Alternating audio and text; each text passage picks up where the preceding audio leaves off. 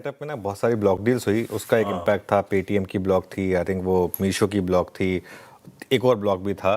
तो इस वजह से डेटा थोड़ा स्क्यूड है, लेकिन एफआईएस की 2446 करोड़ की बाइंग है और डीआईएस की 936 करोड़ की सेलिंग है। वो लाइन रखिएगा, जैसे मैं कह रहा हूँ काफ़ी ब्लॉक डील्स हुई हैं, उसका एक इम्पैक्ट है। जो भी है बार आएंगे आपकी स्क्रीन पर और अब फाइनली आपको सारा का सारा बार जो है ना वो ग्रीन दिखाई देगा एफआईआई की तरफ से। 6 दिन लगातार बाइंग अच्छा लगता है ना जब एफआईएस की बाइंग आती है तो। और डीआईएस को तो खैर लगातार बाइंग रही है, लेकिन 2 दिन थोड़ी सी सेलिंग हो गई, कोई दिक्कत नहीं है।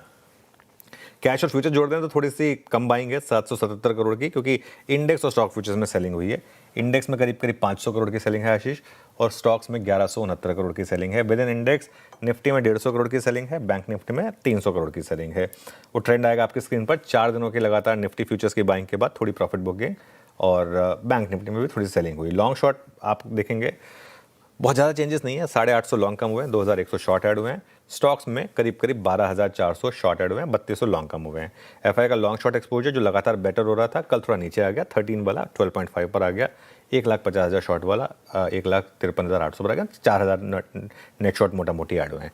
इंडिया विक्स 12.2 पर है, 2.2% ऊपर है, ज़्यादा नहीं। Put call ratio cool off हुआ है सिग्निफिकेंटली। एक्सपायरी हटने का इम्पैक्ट 0.99 पर आए हैं, मतलब 1 के नीचे, वर्सेस 1.40। और बैन में आज एक अपडेट है, बहुत ही इंटरेस्टिंग अपडेट है आज। किसी ने सोचा था कभी एलआईसी बैन में आया है?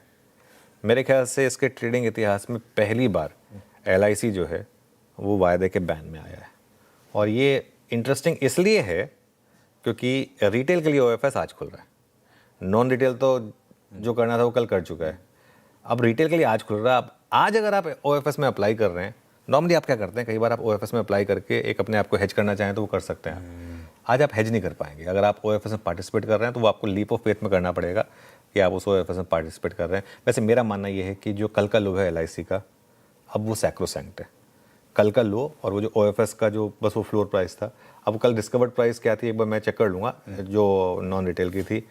अब इसके नीचे स्टॉक नहीं आना चाहिए, क्योंकि एमएससीआई में आने का रास्ता खुल गया है। तो यहाँ से अगर आप एक थोड़ा सा 3 से 6 महीने का व्यू रखते हैं, इस प्राइस के नीचे नहीं आना चाहिए एलआईसी, होपफुली। तो ये एक अपडेट हो गई एलआईसी की।